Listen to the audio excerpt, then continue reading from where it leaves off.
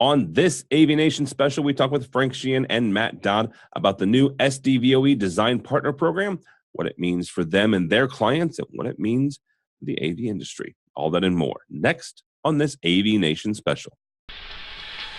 The network for the AV industry. What are you listening to? This is AV. This is AVNation. This is AVNation.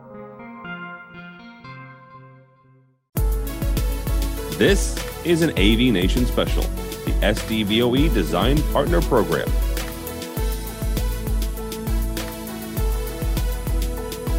This is Tim Albright with an AVNation Special. We're going to talk about SDVoE and their new design partnership. With us today is Frank Sheehan. Frank is from Hypersphere. Welcome, sir. Good afternoon. Also with it is Matt Dodd. Matt is from the Clavia Group. Welcome, sir. Hello. So, guys, I want to chat with you, too, for a second, because you guys are part of this partner program. It's called the SDVoE Design Partner Program, and this is from the release, quote, unquote, the goal of the program is to establish recognized consultants and designers who can provide guidance to integrators, installers, and end users in leveraging the SDVoE platform. Matt, let's start with you on this. How important is the development of this program in getting this technology into the hands and honestly into the minds of audiovisual designers and integrators? Oh, so I've been in the integration world since around 2004. And prior to that, I was involved in networking on a corporate scale. So moving into the industry, IP for me was a fairly comfortable arena. But it quickly dawned on me that my counterparts within the integration sector were perhaps not quite as up to speed with IP. And at the time, of course, you remember that there wasn't a huge dependency on IP technology to drive, well, in this case, video around a building. Now, my background was residential, so we were familiar with the concept of pushing around video on smaller scales, 8x8, 4x4, and so on and so forth. We still had networks, but the networks were there to drive computer-type traffic, and maybe voice over IP started creeping in. But the scale of video sent across a network certainly wasn't an issue at the time.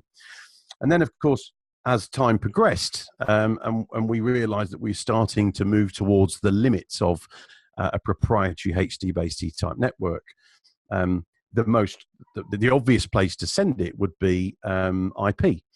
And,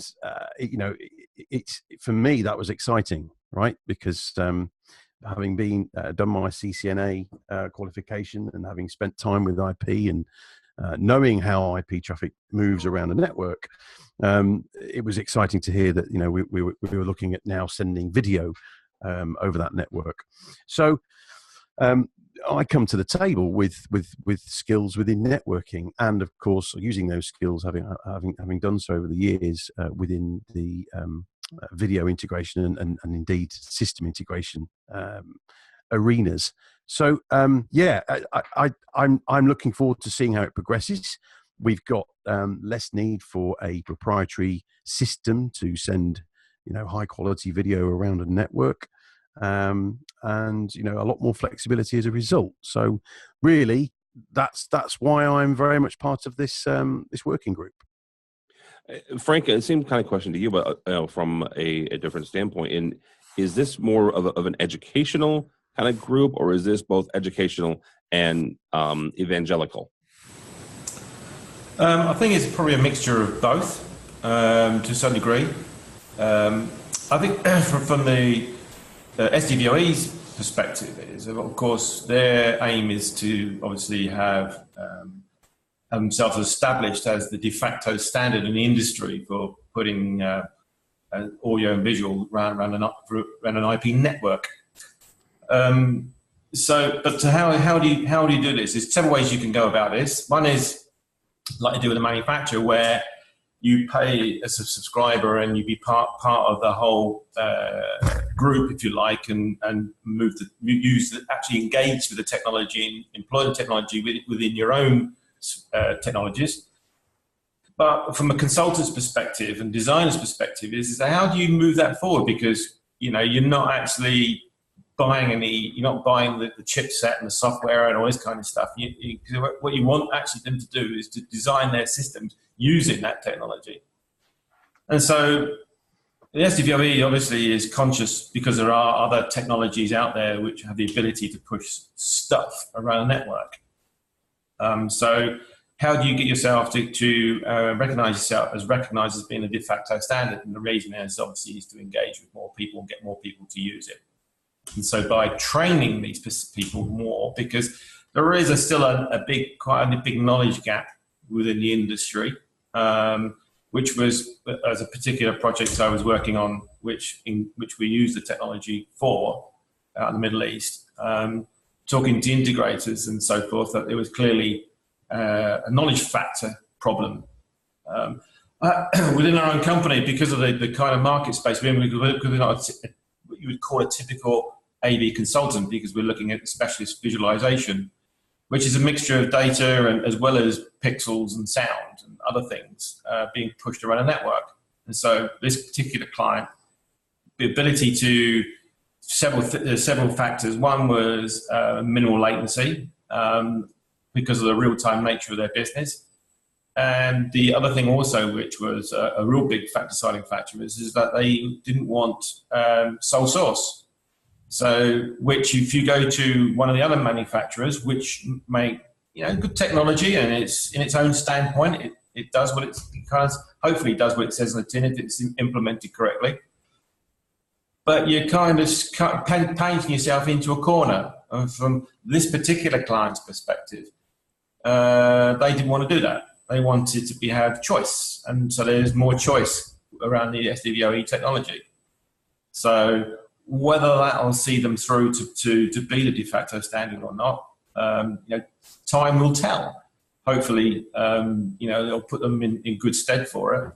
But from my perspective, why did I get involved is because of we got involved with this particular project. I got talking to Justin and the other guys, and then I could see the potential of the technology. So I kind of jumped on the bandwagon, if you so wish, like to say, and see it as an opportunity rather than see it as marketing, if you like. Frank or Matt, real quickly, as we're talking about the education part and the consultant, both educating the consultants, the integrators, and the field techs are doing this. How is this different, or is it different even than another emerging technology? Because it kind of what it is. I mean, yes, Aptivision is what the chip maker that makes the Blue River chip has been around for a number of years. But as an actual, kind of pushing the technology and making it available, it's really, been a short amount of time when it comes to some other technologies. How is this different than other, kind of technologies that are pushing audio and video on the network? There's whilst we advocate that this is the future of video distribution because of its scalability, for example. Okay. There is a level, a bar that people should meet before they get involved, I believe, with installing IP video, and indeed any IP product. When you're out there in the field at the coal face putting in a network, I always have this. I have the analogy of the 16-year-old becoming your nemesis, because there's every possibility that he might know an awful lot more about what you're installing than you do, and that's not a good place to be, especially when it comes to IP, because it's such a big scale thing, right? We hear about the Internet of Things; everything's turning into an internet host, and there's a lot of terminology being bandied around there, which I think people are using, but not really fully understanding what that terminology means. And you go to high school right now, and they'll be learning what that terminology means. So my take on this as a professional educator is to first and foremost get people's skill set with IP up to a comfortable standard. I don't mean to teach brothers to suck eggs here, but I think there is we have a real duty of care to everybody involved with our technology, and indeed any other IP technology, to get their base knowledge up to a level which gives them confidence, certainly when they're talking to design teams, right at the beginning of the sales process, all the way through the integration process and then thereafter. And more importantly, troubleshooting. Not that we're saying that systems go wrong all the time, but when they do, the troubleshooting process needs to be slick. And all of this can only take place when people are educated. So to get back to your question, Tim, how is it different? I think the word proprietary kind of makes the difference between, say, a HD-based system, which has been with us for some time. Don't get me wrong, I've had an awful lot of experience with HD-based systems, good experiences with them, Certainly from a residential standpoint, it was the fundamental reliable functionality that allowed us to get video across a structured cabling network. But the proprietary nature of it meant that you can put in a box that all the clever stuff's inside the box. You plug your cables into the right holes, you plug your baluns into the other end, and you connect everything up. And if anything goes wrong, in general, we're replacing bits of kit. It's a proprietary system. Whilst at the same time, we do understand about the HD element of the video going across the structured cabling and the bandwidth requirements, so on and so forth. In the main, we're being looked after by the boxes themselves. And now we are moving into more of a software-defined video over Ethernet. So we've got the term Ethernet to start with. Ethernet is a standard that we need to understand. It introduces the concept of the OSI 7-layer model, which again is something we need to be familiar with, not necessarily know like the back of our head, but we also, we certainly do need to be familiar with it. And we are creating this unit, this software-defined video, so that you are, as the integrator, you're essentially determining how that video gets pushed out to the screen. But we're giving you a standard implementation over Ethernet as to how you can drive the video source across an IP network and take it to a screen, albeit in the same building or indeed in another building somewhere else in the country, whatever. We're using the Ethernet, we're using the OSI stack, and we're using those lower engineering parts of the Ethernet to be able to put, those lower engineering parts of the OSI stack to be able to drive traffic in a suitable way as IP-based traffic, get it to the other end, and ensure that the box at the other end understands the command set that's being sent to it over the network, and thus we can deliver the video in all sorts of clever ways. So the fundamental difference, I believe, is the word proprietary. And I think, really at this stage, in order to get the most out of it and to give our members the most impact with this type of technology, we need to get their IP knowledge up to speed. But to be clear, just so I make sure I'm clear on this, SDVoE is still a proprietary technology, is it not? It is, but the SDVoE is the API effectively that drives everything. Okay.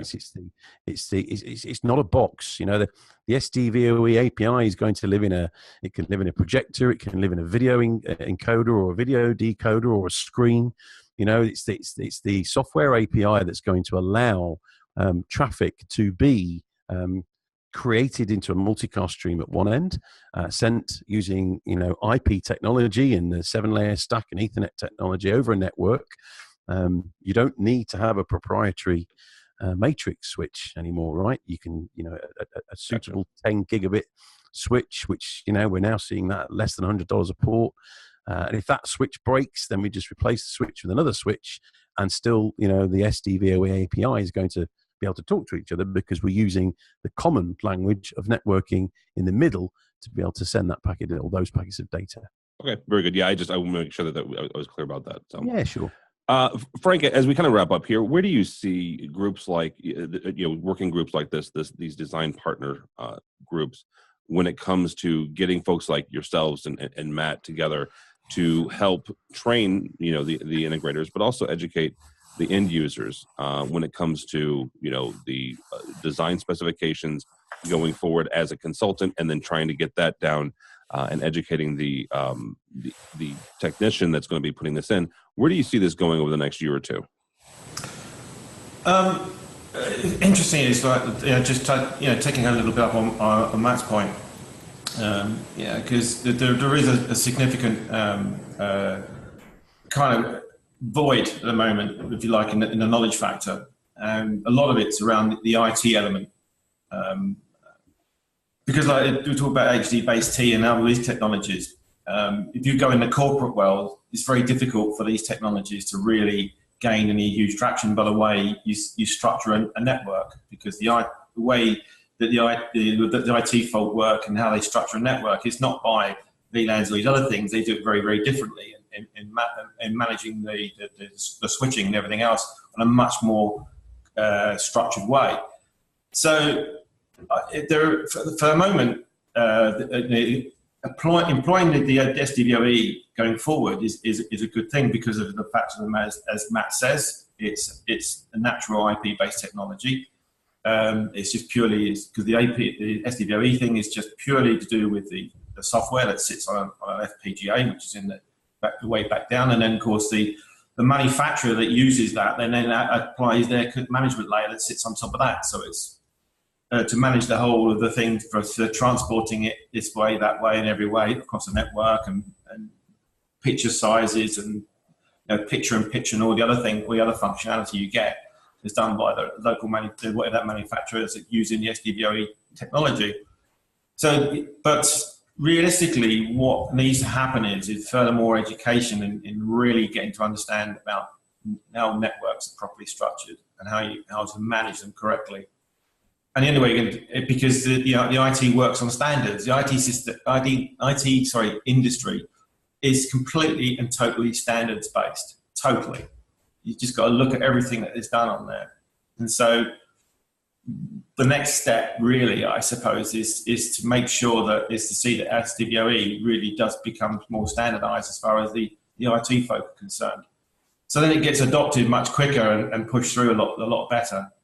But there's an understanding, it's with all these things, it takes time, and there's a process to go through of educating people and getting the word out there and allowing them to touch and feel and play and getting a bit more comfort about how to do these things.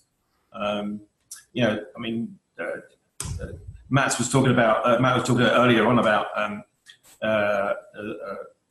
him doing his Cisco accreditation or this kind of thing. These kinds of people, how you get those kind of accreditations. So that maybe the way is to get like the SDVoE, that kind of technology involved in that sphere, so that it becomes more recognised within the IT field.